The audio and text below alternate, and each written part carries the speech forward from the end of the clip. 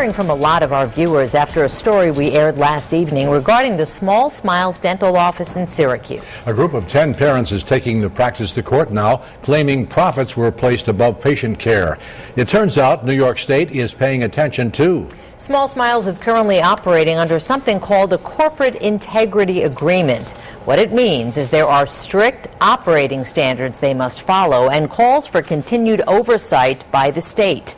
Keith Copeland is following the story and talked with patients this afternoon. When Abby Familow's son Keaton needed dental care, she had few options available. That's why she made the trip from Mexico in Oswego County down to the Small Smiles office in Syracuse, one of the few that accepted Medicaid. There was maybe one or two other places in the area, but it was like a 6-month waiting list. And so, they were, oh yeah, come on in, and we've got this great facility that tailors to kids, and we're all about the kids, and here, let's just traumatize them for life. Dental patients like Abby's son and Jacob McMahon were caught in the middle. Few places to receive treatment that would also accept Medicaid, and the one that didn't meet their expectations for quality care. It's why the state Medicaid Inspector General got involved. We'd like to hear from people if they have any issues with Small Smiles.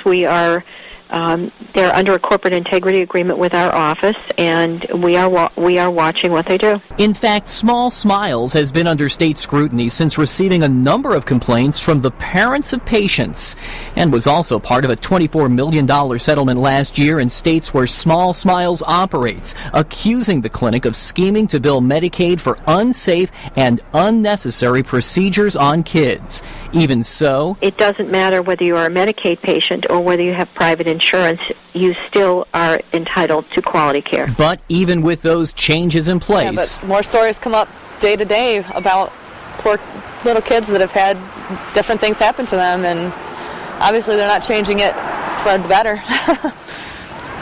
Would you ever consider going back? Absolutely not. Absolutely not.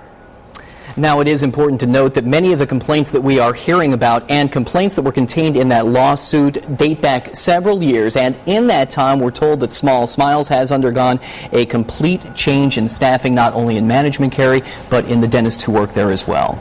Well, Keith, you mentioned the oversight. Is the state satisfied that Small Smiles is currently operating under the current proper medical guidelines? I mean, you told us yesterday about children under the age of 5 having crowns and root canal. I mean, is that proper medical guidelines? Well, first and foremost, the Medicaid Association, the state Inspector General, says they're watching them like a hawk. They are satisfied that they're doing the right things right now. Yeah. As far as some of those things you're mentioning, Carrie, it's hard to find a dentist who says those procedures are wrong to perform on kids so young. They stress, though, that in most cases it's extremely rare to perform a root canal or to put a crown on a child with baby teeth. All right, Keith Copeland, thank you. And we'll continue to follow this. The Medicaid Inspector General's office would like to hear from you if you do have a complaint about Small Smiles Dental dating back to December of last year. You can contact them at this number. It is 877-873-7283. Again, a spokesman for Small Smiles declined to comment for our story pending the ongoing litigation.